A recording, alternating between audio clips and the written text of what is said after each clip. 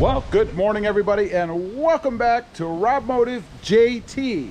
If you're new to the channel and you haven't subscribed yet, please go ahead and click that subscribe right now. So, did I ruin or destroy my ability to use the jack on the Jeep back here? You know, recently we changed the tires. We went with a different wheel, a 17-inch wheel, and a 285/70 R17 tire. We replaced the spare as well. You can see it right there. But a question came up recently on the channel.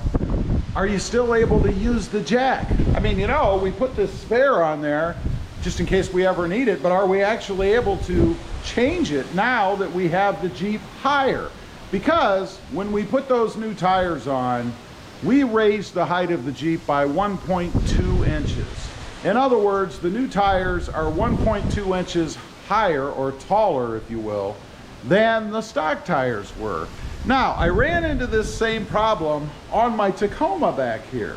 It's lifted as well, but I put bigger tires on it and decided that the jack, you know, those cheapo scissor jacks, and if you're not familiar, your jack, by the way, is located right back here underneath this little lid and this tray. There's your jack, you can see right under there.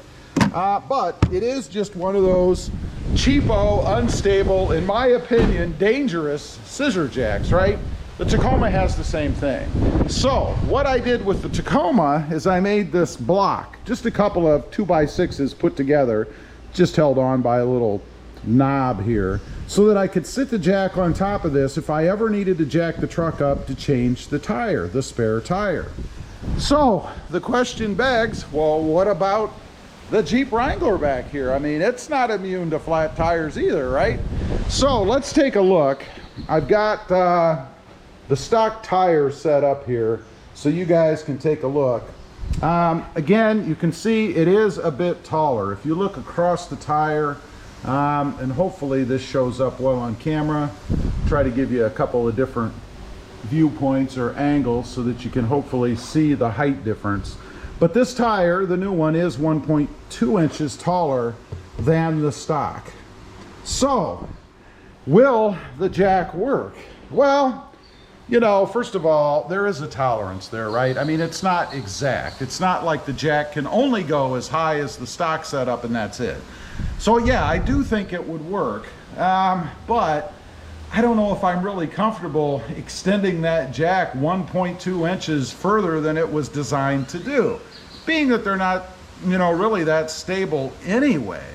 So I think what I'm going to do most likely is probably, how's that for a definitive plan?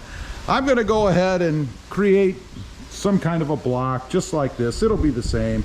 Of course, I'll probably paint it, you know, orange to match the pumpkin orange Jeep Wrangler here. Because indeed, that might be a better view right across here, because indeed, the new tires are obviously bigger. So that's going to be the plan. I think that's what I'm going to do. I know some folks would say, well, you should go with a high lift or something like that. You know, the high lifts, you have to have somewhere to anchor them down to, and I don't have that on the Jeep. I mean, I wouldn't try to jack it up on these steps on the side. They're just bolted on. I wouldn't trust them to support the weight of the Jeep. There's no way to do it in the front. I mean, I guess I could maybe get under the lip of the bumper, but you know, look at this metal. It's not really thick, right? Don't know that I would trust that either.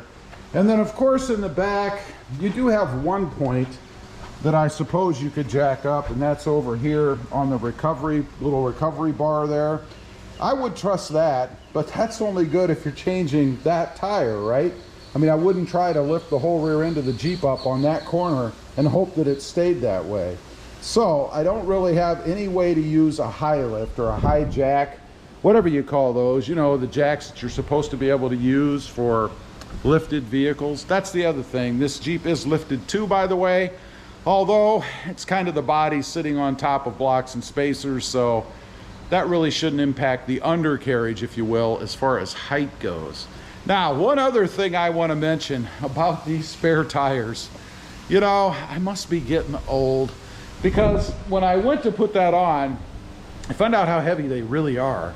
You know, that thing with the new wheel probably weighs somewhere in the 80 to 100 pound. I'm guessing somewhere around 92, 93 pounds, something like that. And I gotta say, trying to wield that thing to get it back on was a struggle. Not as easy as I had hoped it would be, and certainly not as light as the OEM stock tire. This is the stock spare tire, by the way, but definitely heavier than that, which makes sense. I mean, it has more rubber, it has a different wheel, so it's obviously going to be heavier. But trying to hoist this thing up there without super strain. I mean, I didn't want to go crazy and, you know, do anything nuts. If I'd have gone all out, yeah, I probably could have gotten it up there easily, or easier. I shouldn't say easily, easier. But I would chance injuring myself. And you know, putting a spare tire on the back of your Jeep Wrangler, it's not worth injuring yourself.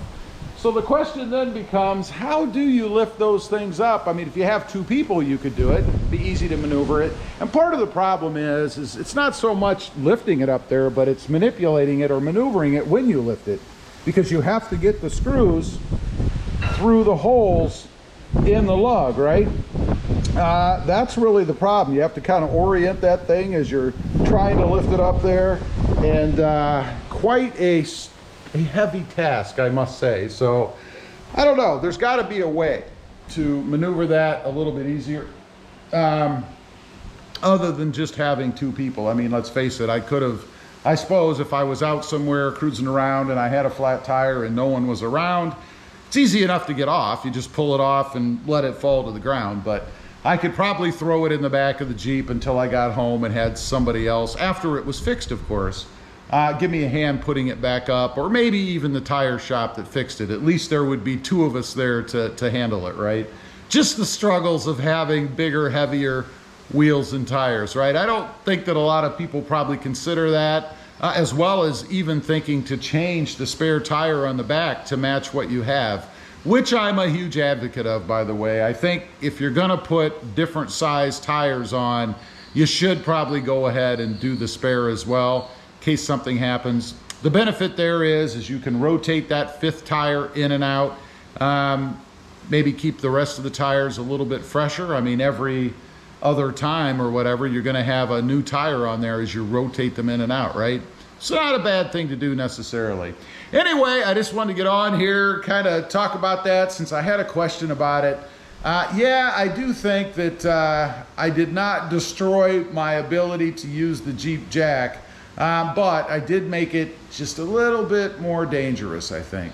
Leave a comment, let me know. What are you doing? If you've put bigger wheels and tires on and you don't have a way to use one of those high lifts or high jacks or whatever they're called, what are you doing? I'd be curious to know. Also, real quick, if you're interested, I do have 2 additional channels. The first is Rob Motive, all about my 2020 Toyota Tacoma. And the second is Rob Motive Tundra, about my hunt for the new redesigned Toyota Tundra. Check them out, and if you're interested, please consider subscribing. Don't forget to click that notification bell so that you don't miss out on any upcoming videos. And do me a favor, smash that subscribe button on the way out. Thanks for watching. Stay safe out there. Bye.